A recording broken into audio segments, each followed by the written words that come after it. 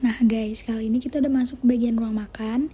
Di sini adalah ruang makan, tempat yang menjadi rapat penting oleh Soekarno dalam merumuskan teks proklamasi bersama Mohatta dan Ahmad Soebardjo. Pada tempat ini, para ketiga tokoh menuangkan ide masing-masing dan ditulis tangan dengan selembar kertas yang kemudian disempurnakan oleh tokoh lain dengan mencoret dan mengganti beberapa kata. Terus lanjut ada di ruang tamu, yaitu tempat di mana pertemuan Soekarno dengan Laksamana Tadashi Maeda.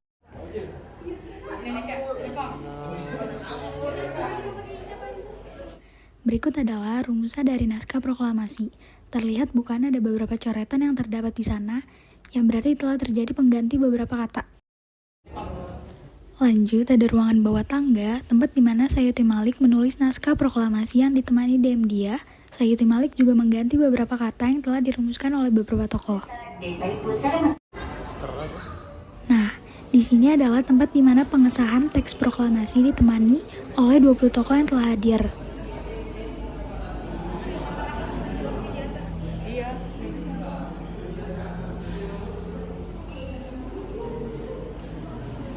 Sebelum menaiki tangga, terdapat sebuah piano yang digunakan sebagai tempat penandatanganan Soekarno di atas teks proklamasi.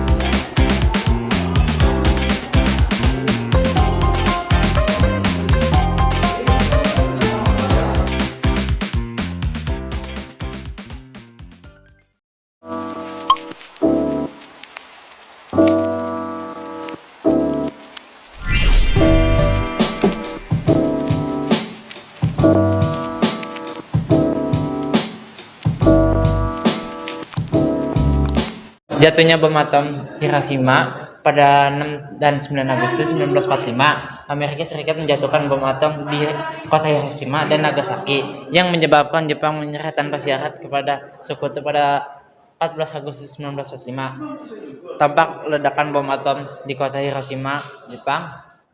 Dan sini juga ada rumah di Rengas Dengklok, menjelang proklamasi kemerdekaan pada perbedaan pendapat antara pemimpin PPKI dan kelompok pemuda mengenai pelaksanaan proklamasi yang mendorong para pemuda mengamankan Soekarno-Hatta di Rengas Dengklok pada 16 Agustus 1945. Tampak rumah di Kyoseong yang digunakan oleh para pemuda sebagai tempat mengamankan Soekarno-Hatta.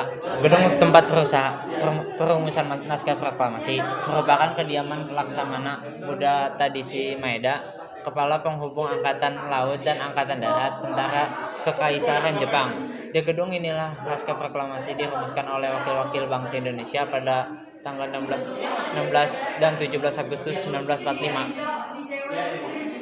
BPU PKI, Badan Pelidik Usaha Persiapan Kemerdekaan Indonesia, Dokuritsu Junbi Kosakai dibentuk 1 Maret 1945. Jepang dengan kekuatan ketuanya DRKRT Rajiman Wedioningrat.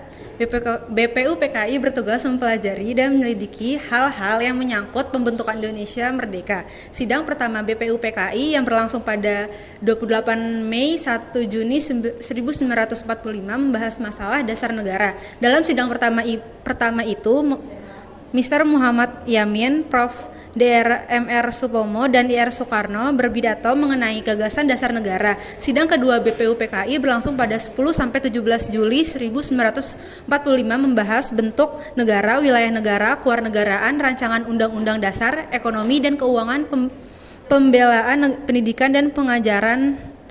Keanggotaan badan ini meliputi utusan perwakilan dari ketiga wilayah penduduk dan golongan. Berikutnya ini ada presiden wakil presiden yang kembali ke Yogyakarta. Nah, setelah Yogyakarta dikosongkan dari tentara Belanda dan TNI sepenuhnya menguasai kota tersebut. Pada 6 Juli 1949, Presiden Soekarno dan Wakil Muhammad Hatta kembali ke Yogyakarta. Tanpa Bung Karno, Bung Hatta dan pemimpin-pemimpin lainnya tiba di Yogyakarta pada 6 Juli 1949. Nah, berikutnya ada TNI masuk ke Yogyakarta. Setelah dimasukkannya tentara Belanda dari Yogyakarta, TNI mulai masuki Yogyakarta pada tanggal 29 Juli 1949. Tampak masukan TNI yang masuki Yogyakarta di bawah pengawasan UNCI atau United Nations Commission for Indonesia. Nah, berikutnya ada perjanjian Romroyan. Romroyan itu ada usaha-usaha di bidang diplomasi masih berjalan terus. Dewan Keamanan PBB mengerjakan UNCI atau United Nations Commission for Indonesia untuk membantu pelaksanaan perundingan Indonesia dan Belanda. Pada 14 April bertempat di Hotel Des Indes Jakarta berlangsung perundingan Romroyan. Pihak Indonesia diketuai oleh Muhammad Rom, sedangkan pihak Belanda oleh Dr. Van Royen. Nah, berikutnya ada utusan UNCI yaitu berkunjung ke Bangka. Utusan UNCI berkunjung ke Bangka untuk mengadakan pembicaraan dengan presiden, wakil presiden dan lain-lainnya. Di bagian depan, di kiri kanan Muhammad Supomo, Heresmans, Shirley, Mr. Maria Ulfah Santoso, Presiden Soekarno, Mile Chosran, Wakil Presiden Muhammad Hatta, Haji Agus Salim, dan MR Nazir, Datuk Pamunjak. Sini ada menjelang proklamasi. Perjuangan kemerdekaan Indonesia telah muncul pada awal abad ke-20 dalam bentuk pergerakan nasional di bawah penjajahan Hindia Belanda. Perjuangan ini kian menggelora pada masa pendudukan Jepang 1942 sampai 1945. Perjuangan kemerdekaan memetik manfaat dan peluang celah-celah politik mobilitasi pemerintahan pendudukan Jepang yang kian terdesak dalam pertempuran menghadapi sekutu. Cita-cita kemerdekaan diwujudkan pada saat kekosongan kekuasaan, ketika Jepang telah menyerah tanpa syarat namun pasukan sekutu belum tiba. Lalu di sini ada penyerahan Hindia Belanda. Serangan militer Jepang ke Pearl Harbor, Amerika Serikat memicu perperangan Pasifik pada tanggal 7 Desember 1942. Segera Hindia Belanda menyatakan perang terhadap Jepang, mendahului sekutu. Serbuan Jepang menyebabkan Hindia Belanda menyerah tanpa syarat pada 8 Maret 1942 di Kalijati, Jawa Barat. Sejak itu Hindia Belanda telah runtuh.